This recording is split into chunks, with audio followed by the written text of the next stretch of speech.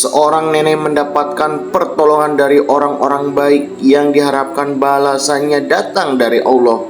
Ucapkan terima kasih dan doa dipanjatkan agar kebaikan mereka dibalas dan agar sang nenek selalu sehat serta dalam lindungan Allah Subhanahu wa taala.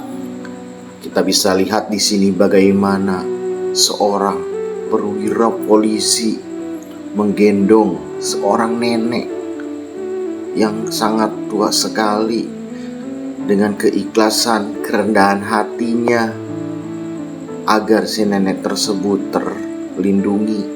Dan inilah sikap humanis dari anggota kepolisian.